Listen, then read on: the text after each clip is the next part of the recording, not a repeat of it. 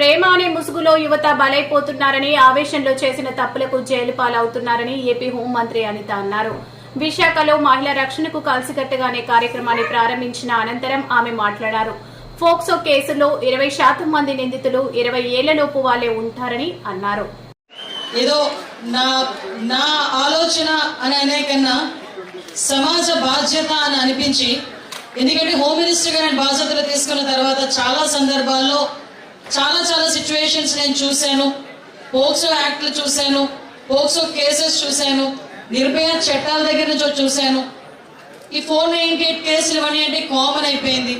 కానీ నన్ను బాగా బాధించింది, అదేవిధంగా మనసుకు కదిలించిన పరిస్థితి ఏంటంటే, ఏదో చిన్న క్షణికావేశం, ఏదో ఒక వెనకాల నుంచి ఒక స్టూడెంట్ వెనకాల నుంచి ప్రోత్సహించడం, వాట్ ఎవర్ ఇట్ మేబీ, ఏమి జరిగినా ప్రేమ అన్న ఒక చిన్న ముసుగు, దానిలో భాగంగా చాలా మంది ఏమీ తెలియని వయసులో ఏదో ఒక తప్పు చేసి ఈ పోక్సో చట్టాలకి, మామూలు ఈ నిర్భయ యాక్ట్లకి బలైపోయి సుమారుగా 25 సంవత్సరాలు 15 సంవత్సరాలు జైలు శిక్ష అనుభవించే పరిస్థితి, జీవితాలు నాశనం చేసుకుంటున్న పరిస్థితి నుంచి ఈరోజు డెఫినెట్ గా యాక్ట్ల మీద అవగాహన, చట్టాల మీద వాళ్ళకున్న అవగాహన కల్పించాల్సిన బాధ్యత మొట్టమొదటిసారిగా ముందు అబ్బాయిలకి కావాలి అని చెప్పి ఒక ఆలోచన రావటం.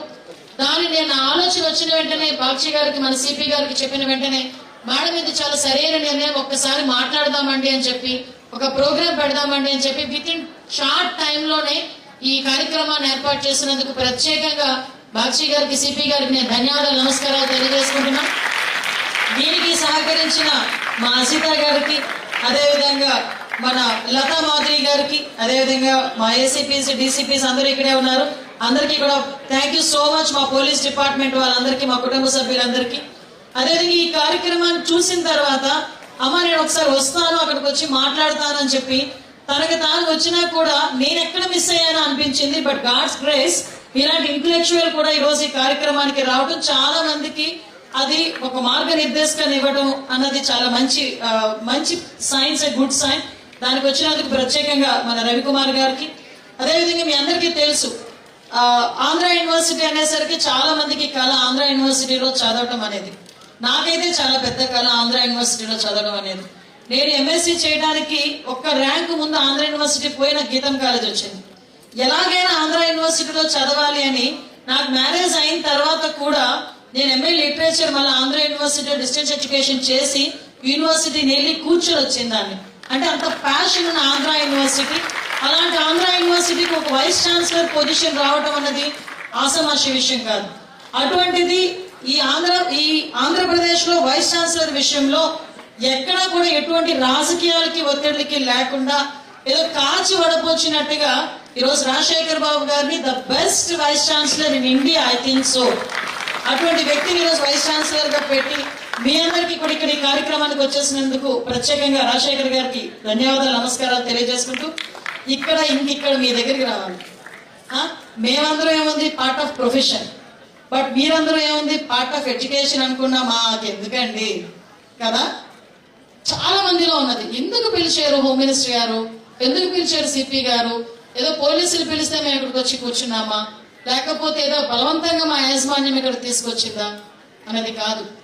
ఈరోజు నేను మీతో స్టార్ట్ చేసింది రాష్ట్ర వ్యాప్తంగా ఉన్న అన్ని కాలేజెస్ లోని కూడా జరపాలి అని ఒక దృఢ నిశ్చయంతో మీ నుంచి స్టార్ట్ చేశాం. ఎక్కడో ఒకడ ఒక అడుగు పడాలి. ఆ అడుగు అనేది ఈ రోజు విశాఖపట్నంలో పడినందుకు, అది మీ అందరితో పడినందుకు నేను నిజంగా థ్యాంక్స్ చెప్తున్నా.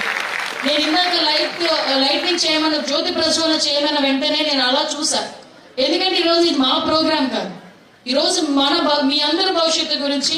మీ అందరి భవిష్యత్తు అంటే ఏదో మీరు రేపొద్దు డాక్టర్లు అవుతారు, లాయర్లు అవుతారు, లేకపోతే పొలిటీషియన్స్ అవుతారు, వాట్ ఎవర్ మేము, అది కాదు, దాని గురించి కాదు. నెక్స్ట్ ఈ రాష్ట్రాన్ని ఏలబోయేది మీరు, ఈ రాష్ట్రం తాలూకా భవిష్యత్ అనేది మీరు. ఆ భవిష్యత్తుకి ఒక స్టెప్ మరి ఇన్నేస్తున్నాం కాబట్టి మీతోనే ఆ జ్యోతి ప్రజ్వలన చేయాలని ఆ చిన్న పిల్లోడు నాకు అనిపించాడు, కానీ 9th క్లాస్ చదువుతున్నాడు వాడు. అదిగా ఆ పిల్లోడిని పిలిచి ఈరోజు జ్యోతి ప్రజ్వలన కార్యక్రమాన్ని కూడా శ్రీకారం చుట్టాం. ఈ రోజు మీరు అనుకోవచ్చు, మేడం ఈ చట్టాల సినిమాలో చూపిస్తున్నారండి, కోర్టు సినిమాలో చూస్తామండి. కోర్టు సినిమాలో నేను మామూలుగా మైక్ పంపిస్తా, అరే మీకేం అర్థమైంది ఒక్కిద్దరు చెప్పండి నాకు. ఒకరు ఇద్దరు. కోర్టు సినిమాలో మీకేం అర్థమైంది? 1 or 2 మామూలుగా మాట్లాడుకుందాం. స్పీచెస్ ఇవన్నీ రోజు వింటున్నారు కదా క్లాసుల్లో కూడా. 1 or 2 చెప్పగలరా? నేను మీ టీచర్ని కాదు, మార్కులు తగ్గించేయడానికి మీరు తప్పు చెప్తే. ఒక టూరిస్ట్ ని సేవ్ చేసినందుకు వాడికి రాష్ట్రపతి అవార్డు రీసెంట్ గా వచ్చింది. అదేవిధంగా సింగ్, గౌరవ్ జీవన్ సింగ్ అని బ్యాంక్ రోబరీకి సంబంధించి చేస్తూ ఉంటే 11 years అబ్బాయికి.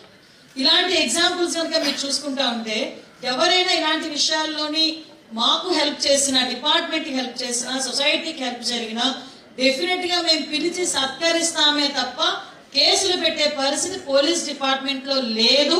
అటువంటి సెక్షన్స్ కూడా లేవు అని చెప్పడానికే నేను ఈరోజు పర్టికులర్ గా ఎగ్జాంపుల్స్ అంటే చాలా మందికి ఏంటంటే మనం సాధారణంగా సినిమా చూస్తాం. సినిమా చూసేసరికి ఆ సినిమాలో నేను చాలా సంవత్సరాల క్రితం ఎప్పుడు భయం వేసింది ఆ సినిమా చూసిన వెంటనే. 10th class అని సినిమా చూసాను. అరే ఎంతవరకు డిగ్రీ నుంచి మొదలైంది అనుకుని ఇప్పుడు 10th నుంచి మొదలైందా అనిపించింది. ఏదో డిగ్రీ లెవెల్లో ఏదో లవ్లు అది ఇది అంటారు, అదంతా పోయి 10th నుంచి స్టార్ట్ అయిందా. కొన్ని సినిమాలు చూసేటప్పుడు భయం వేస్తుంది. మీరేమనుకుంటారంటే తర్వాత conclusion end of the climax ఎప్పుడు కూడా హ్యాపీ మూమెంట్ లోనే ఎండ్ అయిపోతుంది. కాబట్టి లైఫ్ కూడా అలాగే అవుతుంది అనుకుంటారు. 2.5 గంటల సినిమా 100 సంవత్సరాల జీవితంతో కంపేర్ చేసుకోలేము. ఒక్కసారి మనం ఆలోచన చేసుకోవాల్సిన అవసరం ఉంది. అదే సినిమాలో పుడతాడు, పెద్దోడవుతాడు, లవ్ చేస్తాడు, తండ్రులు తింటాడు, ఫైటింగ్ చేస్తాడు, ఎవరినో సేవ్ చేస్తాడు, అమ్మాయిని తీసుకుని వెళ్ళిపోతాడు, అయిపోయింది సినిమా అక్కడితో కరెక్ట్. ఇదంతా జరగడానికి నీకు 70 సంవత్సరాలు పడుతుంది. కనీసం పోనీ నువ్వు పెళ్లి చేసుకునే వయసుకు 30 సంవత్సరాలు పడుతుంది. ఈ 30 సంవత్సరాల్లో మన తిండి ఏంటి, మన గొడవ ఏంటి, మన ఉద్యోగం ఏంటి, మన చదువు ఏంటి, మన అమ్మ ఏంటి, మన నాన్న ఏంటి, మన చెల్లెంటి, ఇవన్నీ కూడా ఒక్కసారి మీరు చిన్న పిల్లలే మనం అనుకోవచ్చు, అమ్మ మేము ఇంకా అంత అనాలిసిస్ చేసుకోలేకపోతున్నాం. నో, మీరు చాలా బాగా అనాలిసిస్ చేయగలరు, చాలా బాగా. ఇందాక నేను చాలా మందిని ఆ అబ్బాయి భాగవతుల అబ్బాయి మాట్లాడాడు. ఇందాక ఒక బ్లైండ్ అబ్బాయి అక్కడ నేను చెప్పకూడదు ఎందుకు పర్టికులర్ గా నేను మెన్షన్ చేస్తున్నానంటే దట్ పర్సన్ గురించి. అంటే అన్ని అవయవాలు శుభ్రంగా పనిచేస్తున్న మనమే ఒక పని చేయాలంటే కాసేపు ఆలోచన చేసుకోవాలి. ప్రపంచమే కనిపించిన పిల్లోడు కూడా బయటకు వచ్చి ఇది ప్రపంచంలో జరుగుతుంది, నేను ఇచ్చే నా సర్వీస్ ఇది అని చెప్పి అబ్బాయి చెప్పే పరిస్థితి కూడా మనందరం కూడా అనిల్ కదా, ఎస్ దట్ అనిల్ కుమార్, అనిల్, అది కూడా మనం అప్రిషియేట్ చేయాలి. మీలో చాలా మంది ఆ భాగవతుల అబ్బాయి మాట్లాడేటప్పుడు కూడా తనలో ఉన్న బ్యాలెన్స్, నాకు రాహుల్ మాట్లాడేటప్పుడు క్వశ్చనింగ్, ఆ వెనకాతలో ఒక అబ్బాయి మాట్లాడేటప్పుడు తన సజెషన్, ఇవన్నీ చూస్తా ఉంటే ఇప్పుడు నేను మైక్ ఇచ్చానంటే మీరు ఎంత బాగా మాట్లాడతారంటే పర్ఫెక్ట్ వేలో ప్రాక్టికల్ గా మాట్లాడే వాళ్ళు చాలా మంది ఇక్కడ ఉంటారు. ఎలా గౌరవించాలి, ఎందుకు అసలు సొసైటీ ఎటువైపు వెళ్ళిపోతుంది. మనం చిన్నప్పటి నుంచి గాంధీ గారి గురించి, గాంధీని ఎవరైనా చూసామా మనం?